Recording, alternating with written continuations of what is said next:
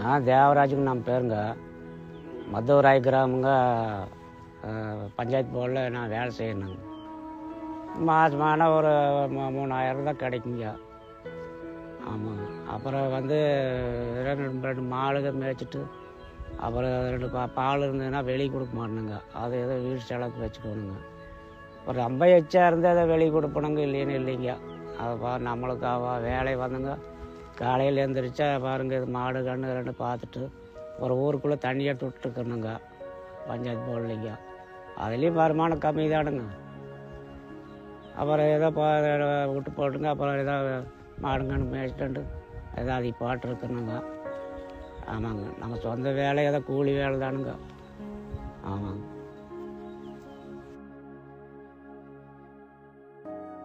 என் பேர் ரத்தினசாமிங்க.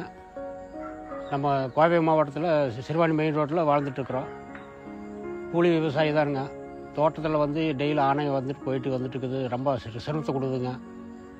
ரொம்ப கஷ்டமாக இருக்குது. ஆனால் ஏதோ பார்த்து கவர்மெண்ட் ஏதோ பார்த்து முயற்சி பண்ணி ஏதோ பண்ணிட்டுங்க. டெய்லி வந்துட்டு இருந்தால் சேதம் பண்ணிட்டே இருக்குது. விவசாயமெல்லாம் சாப்பிட முடியறதில்ல. பாத்தியெல்லாம் அடிச்சுட்டு வாழையெல்லாம் தென்னை மரம் வேஸ்ட் ஆக்குது.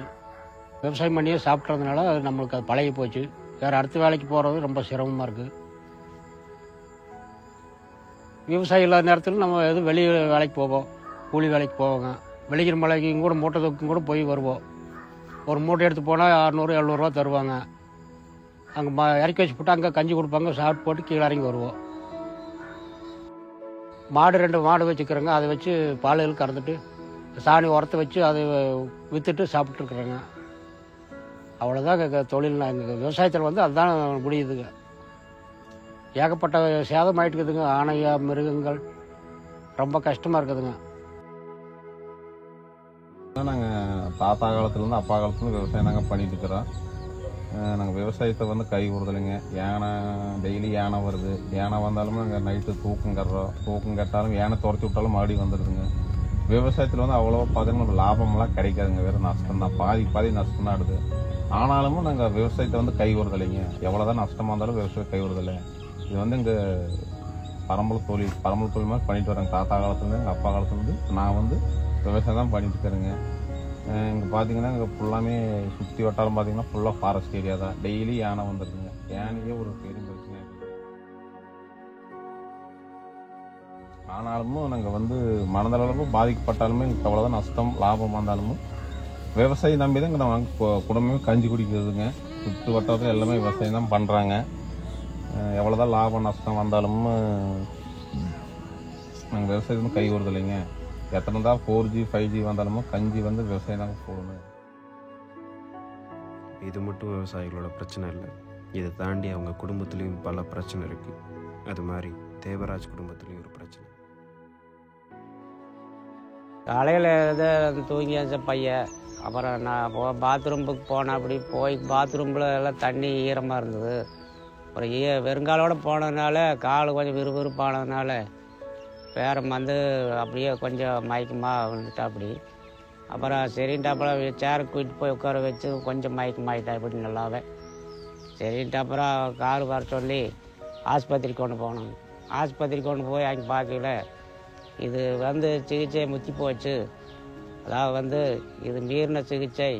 இந்த நோய் வந்து எல்லாத்துக்கும் வராது, ஏதோ சிலருக்கு தான் வரலாம் அப்படின்னு சொல்லி டாக்டர்கள் சொன்னார்கள். சொன்னதில் வச்சு அவங்க என்ன சொன்னாங்கன்னா, இதுக்கெல்லாம் இந்த பணம் நிறைய செலவாகும், ஏதாவது 25 லட்சம் செலவாகுன்னு சொல்லிட்டாங்க. இந்த பேர் ரஜினிஷ். என்ன கேட்டால் இது வந்து இது கேன்சர் நோயின்னு சொல்கிறாங்க. அப்போ ஆஸ்பத்திரியில் அவங்க சொல்கிறது வந்து இவ்வளோ பணங்கள்லாம் செலவாகும். பையனுக்கு வந்து 15 வயசு தான், ரொம்ப வயசு கிடையாது. 15 வயசு தான் பையனுக்கு. பாவம் பேர் ரஜினிஷ். நல்லா ஏற்கப்போ நாளே பாவம் பையன் ரொம்ப இதாகி போயிட்டாங்க. நல்லா படிப்பாங்க. தமிழ்லாம் அதாச்சு படிக்க மாட்டேன், இங்கிலீஷ் தான் படிப்பாங்க.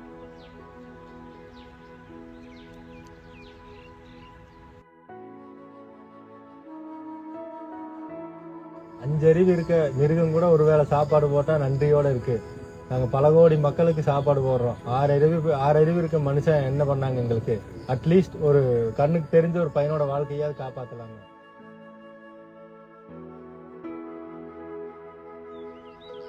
ஆண்டாம் பார்த்து கண்ணு முடிக்கணும். ஏதோ நீங்கள் பார்த்து ஏதோ உதவி பண்ணுங்க.